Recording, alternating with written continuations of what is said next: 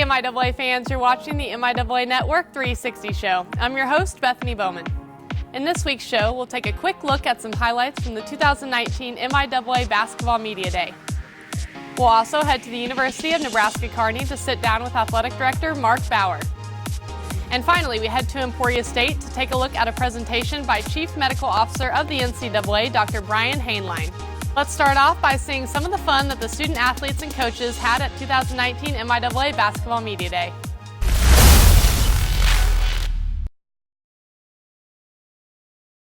All right, let's roll these sleeves up. Let's get after it here. Oh, come on. It's getting competitive, Candy. What do you got? A new high score is what I got. You cannot touch me, bro. And I'm shooting with the right. Bro. I don't even shoot with the right. You know what hand I shoot with. I see no competition. Oh, it was, you gotta get his confidence up, you know. I'm going for all-time high score. I get like a warm-up. With the jacket on. Do you have a quarter? Does anyone have a quarter? Ready? I gotta take the cheese and play this. Yeah. I'm not even torn up the ceiling. Clear number one. Come on, he don't know. Oh no. I need to take my... Yeah, here we go.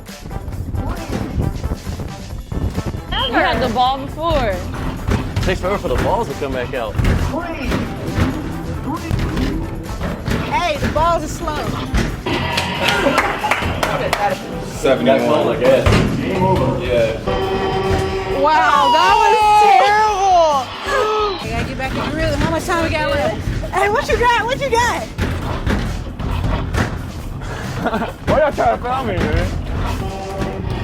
Oh, you crushed, man. How do you already have 20? I know, Morgan, I told you.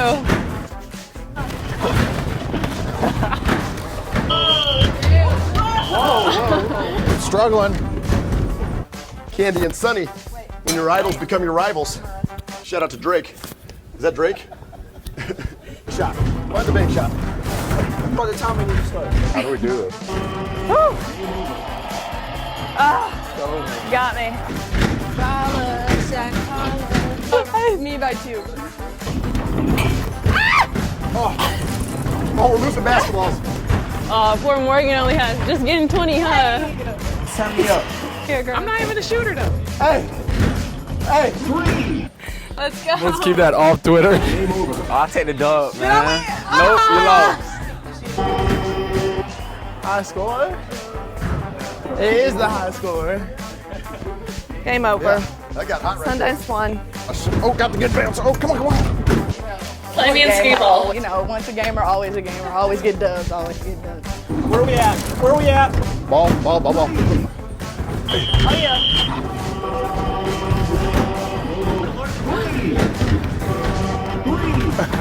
Yeah. Talk to me. Talk to me. Talk to me. Give me that. No, I'm about to really push. I feel like Kobe out there. Had to lose for the dance. I appreciate my teammate and her support. You gotta heat up. You better catch a rhythm. Don't worry about that.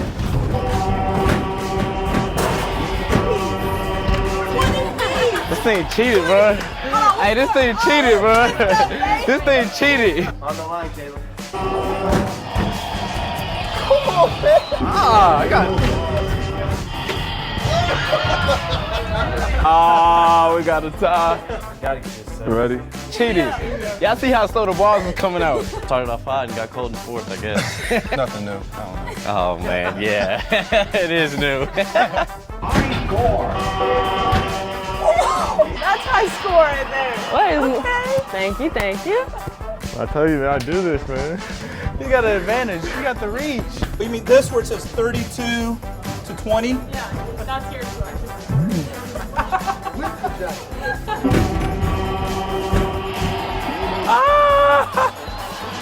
He got me. Oh, I thought it was a tie. I thought it was Nah, another you got tie. I'm me. about to say. Game over. Next, we sit down with Athletic Director Marc Bauer at the University of Nebraska-Kearney. At the University of Nebraska-Kearney, joined by Athletic Director Marc Bauer. Thank you so much for taking some time out of your busy schedule to be here with us today. Thank you, Bethany. I appreciate you being here too. First of all, just give us a little background into your journey into administration. Well, it's been a crazy journey, obviously. I was the head wrestling coach here for 17 years, and towards the end of my 11th year, I got involved with the National Wrestling Coaches Association's mentor program for new coaches.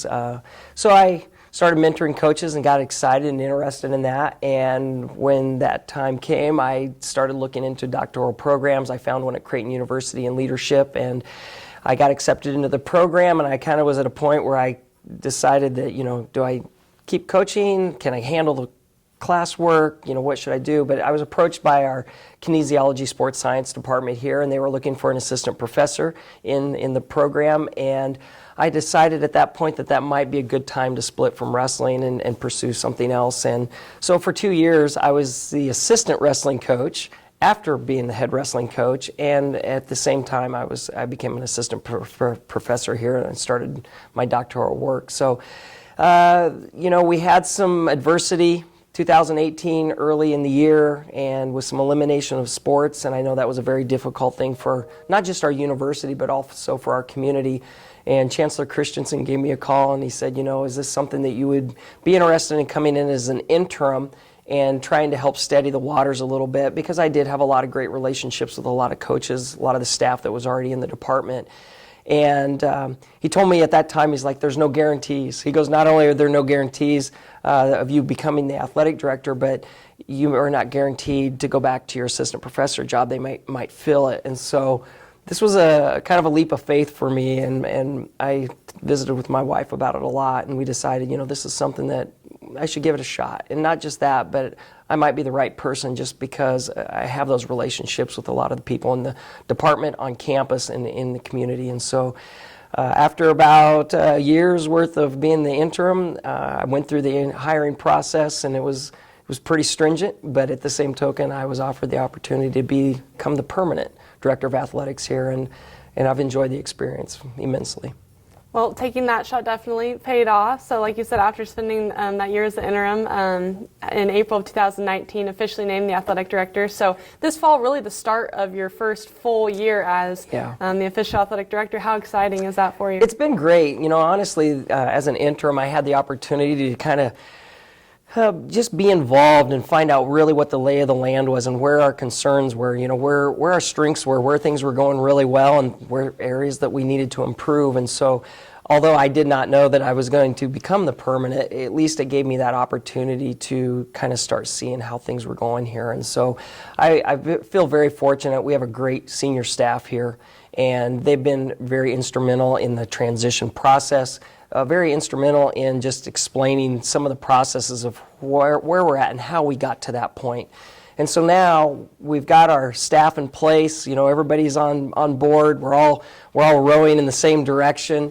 And now we're to that point where we're starting to look at some of the processes. Are we doing the right things? Are we making sure that we have the resources necessary for our teams, for our student athletes, for our coaches to be successful at a very high level? Because being a part of the MIAA conference, I think everybody knows all the schools compete at a very high level. And so we want to be competitive. And I feel like over the last couple years, I think that's what you see in the University of Nebraska-Kearney Athletic Department. You see coaches that are very passionate about what they do, and we have student athletes that have goals and big goals, and they want to see things going well here as well. So I love the energy up to this point, and that's kind of where our focus lays, is that we want to start building even more energy. And that might look like something like a bigger focus on maybe our tailgating experience, or our fan engagement, our external donors and those types of things, getting them more involved. And so we're trying to see where this is going to go, but it's been fun up to this point. Let's back up a little bit to your career as a wrestler and a wrestling coach. So a standout wrestler yourself at the University of Nebraska Omaha, and then as head coach here for the Lopers, 3 national titles, 5 runner-up finishes, and some Coach of the Year accolades. So what was that experience like, all those years being the very successful wrestling coach? A lot of great memories, Bethany. I think those are things that will stay with us forever. A lot of great relationships out of that whole process, but I felt very fortunate to have the opportunity, obviously. It wasn't that I wanted to always be a coach. I kind of was in the right place at the right time. I was a teacher. I love teaching and working with young kids, and so that was kind of my career path. But having the opportunity to come here, I was an assistant coach for 4 years before I became the head coach. I really fell in love with the coaching side of things, because this is a point in time in a person's career and life that, very impactful time. And this kind of sets the course for the rest of their life. And so just having the opportunity to work with student athletes at this level and help get them off to that great start was very rewarding. The accolades, you work hard day in, day out. You work with student athletes directly. You want to see them be successful in the classroom. You want to see them be successful outside of the classroom, athletically. Those challenges were always there, but I think that's what was so rewarding for me, is that just having the opportunity to work hard, help build these young people's lives, and now to see them out and do amazing things. They're out coaching, they're in the medical profession, I've got some that are out coaching at other universities, and it's just wonderful to still see how much this impacted their lives. Having been a coach and one that was really successful, and now being an athletic director, how do you think that can help the coaches that you're now being a mentor to? When I first met with our coaches, I told them, I said, I've been right in your shoes before. I know exactly what you're going through. And albeit that time was very difficult within our department and in our community when we had some cuts, I really couldn't relate to that piece other than the fact that my college sport was cut at my alma mater. So I could kind of relate to that a little bit. I know that is very damaging in terms of relationships. But when it comes to what was going on in the athletic department, I understood that there was a high level of uncertainty at that time. What's our future? But to be able to explain to them from my perspective that, I can't tell you what the future holds. We don't know. We don't have a crystal ball. We have no idea where we're going. In fact, a lot of our administration doesn't know where we're heading. But at the same token, if we work well together and do this together, I think we can come together and start building a different direction. And for us, to me, it's all about making positive changes. What can we do to make some small changes and positive changes that help us get going in the right direction?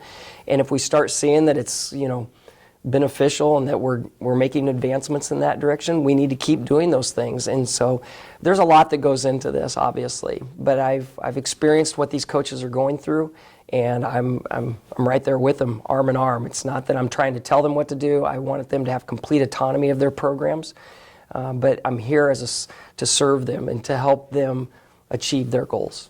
Well, visiting campus has been terrific. You can definitely see Nebraska Kearney heading in the right direction, not only here in the athletic department, but all over campus. So many renovations and improvements going Correct. on. I know we took a look at the University Village and the plan they have laid out for that. We've got a new volleyball court. So many things going on here, and how exciting is that for you and your program? It is. There's great energy here, like I said, and we want to kind of key off of that a little bit and keep growing it. That energy, however, is not just felt on this campus like you felt when you came and visited, but that energy is also spilling out into our community right now. And in terms of our public relations, we're trying to bolster our public relations right now as much as we possibly can, whether it's through social media or through the newspaper or radio advertising, whatever it is. We're trying to reach as many people as we possibly can and show them that there's a lot of great things going on this campus.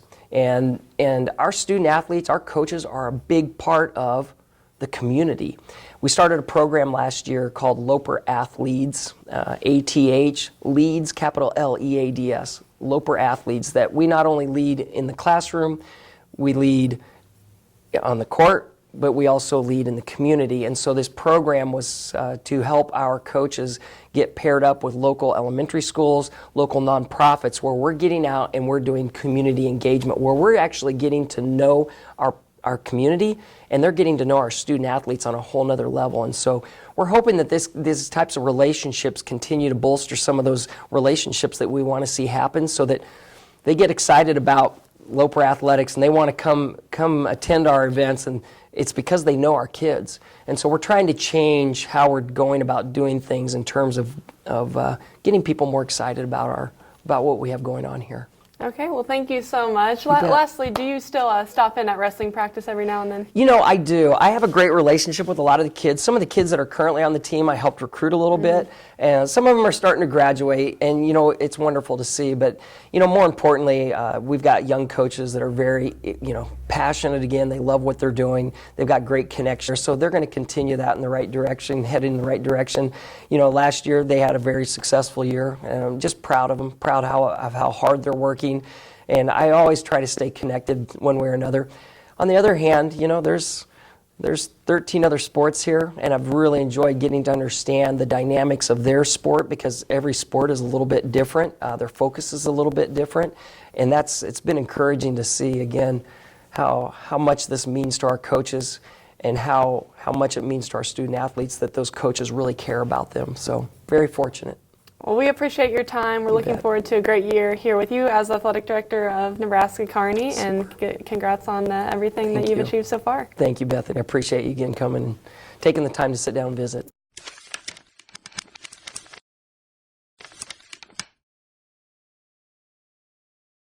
Chief Medical Officer of the NCAA, Dr. Brian Hainline, was on the campus of Emporia State on Monday, October 7th.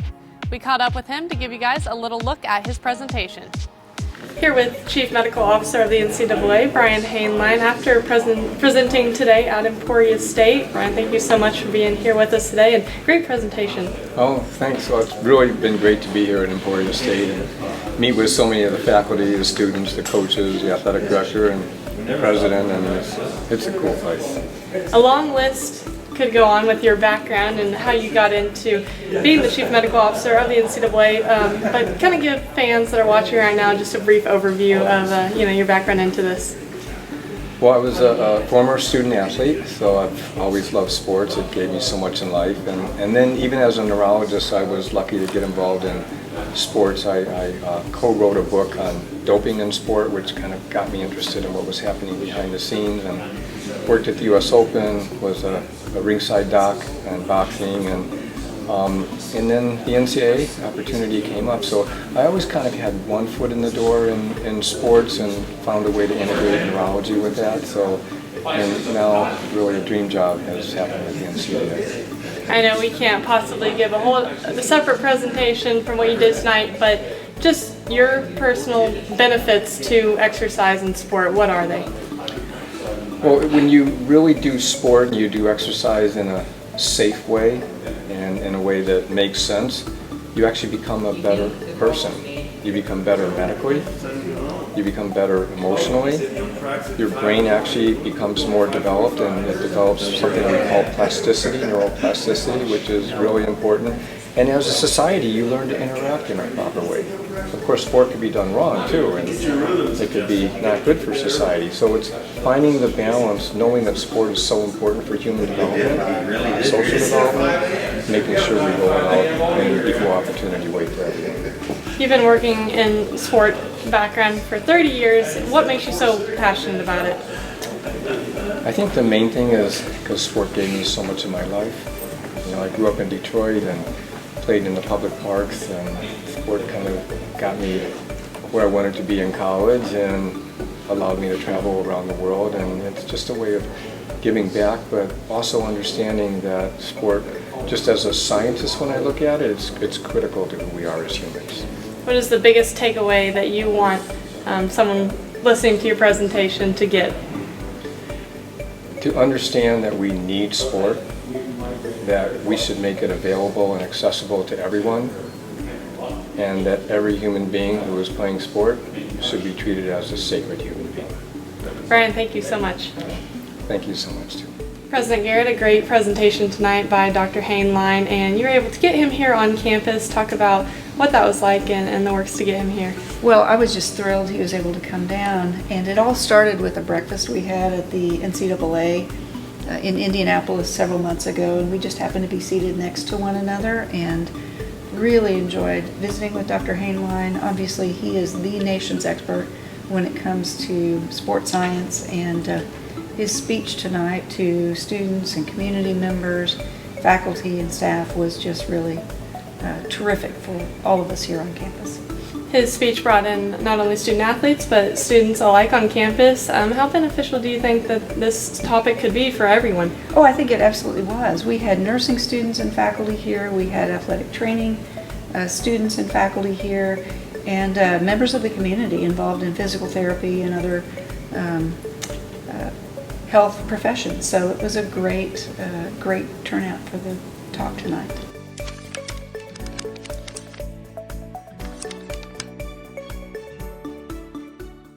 As always, thanks for watching the MIAA Network 360 show, and we hope you'll tune back in next week to see more of your schools featured on the MIAA Network. And don't forget to always bring your A game.